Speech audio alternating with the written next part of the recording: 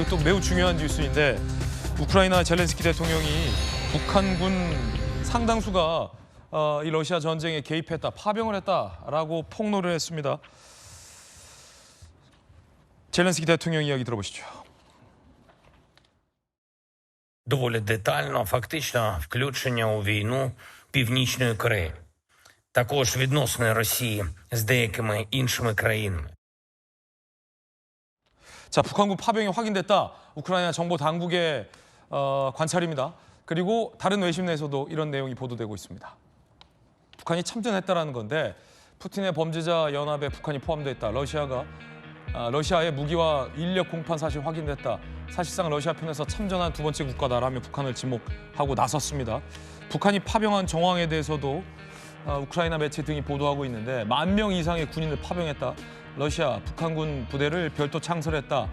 특수부대도 포함을 했다는 거예요. 특수 부랴트 대대이고 3,000명이 포함되어 있다. 자, 전성훈 청와대 안보비서관 모셨습니다. 굉장히 우크라이나 매체 보도가 상세한데 러시아의 공수부대 여하의 특수 부랴트 대대를 포함했는데 이게 북한군의 특수부대 인력으로 수천 명이 구성돼 있다는데 부랴트가 러시아에 살고 있는 몽골인들을 의미하는 거잖아요. 부랴트.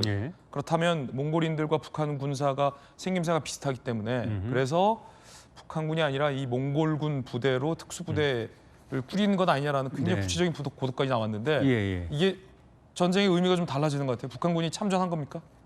저는 뭐 젤렌스키 대통령도 확인을 했기 때문에 뭐 참전 사실은 이제 확실하다고 보고요. 네.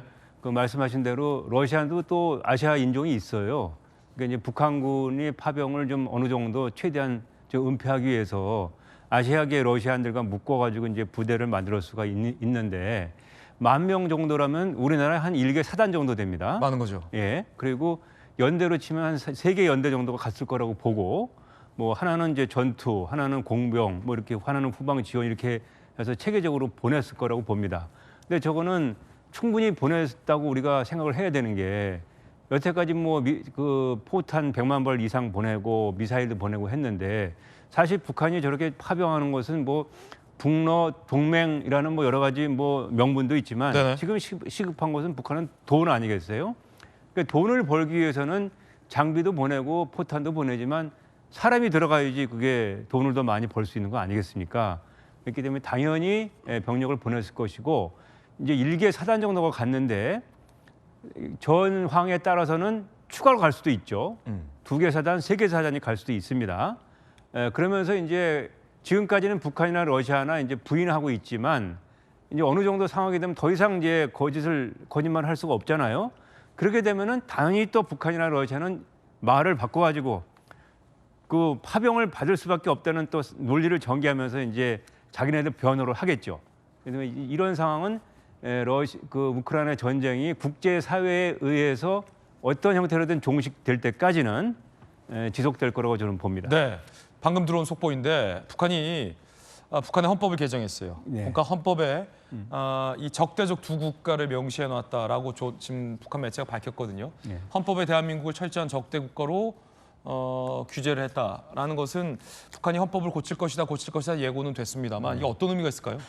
북한의 김정은이 작년 말부터 남북 관계를 이제 적대 국가로 선언을 하고 통일을 안 하겠다라고 이제 통일 포기 선언하면서 지금 북한 전역에 통일 지우기 작업이 진행 중입니다. 동시에 남한은 최대의 우리 적대 국가라고 이제 그 여러 가지 이제 조치를 취하고 있거든요.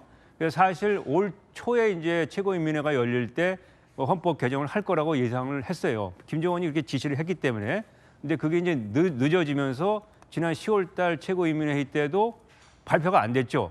또 김정은 본인도 그 최고인민회에 참석을 안 했고 그래서 이제 설왕설래 많은 얘기들이 있었습니다. 네. 이게 더 미뤄지는 것이다 아니면 결정을 했는데 발표를 미루고 있는 것이다라고 얘기가 있었는데 지금 북한 발표 얘기를 보면은 헌법 개정을 했고 이제 앞으로 이제 이제 순차적으로 내용이 나올 거라고 이제 예상이 되는데 우리의 관심 사항은 헌법 개정을 하면서 북한이 헌법을 개정하면서 국가 영토를 어떻게 확정을 했느냐. 육지는 군사번개선이겠지만 저 서북도서가 있는 백령도 해상 지역 이거를 어떻게 설정했는가에 따라서 앞으로 그 남북한 간에 그 영토가 이제 겹칠 수가 있잖아요. 그러면 그게 이제 어떤 법적, 정치적 문제를 떠나서 군사적으로도 문제가 될 수 있기 때문에 우리 정부의 그 아주 세심한 상황 관리가 필요한 상황이다 이렇게 보겠습니다. 그렇군요. 헌법을 개정했다는 건 그런 의미가 있다. 네. 또 하나의 의미는 그냥 김정은의 적대적 두 국가가 어떤 이 수사적인 측면에서 그치지 않고 헌법까지 고쳐가며 영구화했다라는 구체적인 조치를 이어졌다라는 그렇습니다. 의미도 찾을 수 있을 것 같습니다. 어쨌든 계속 주시하면서 북한을 지켜봐야 될 것 같고요.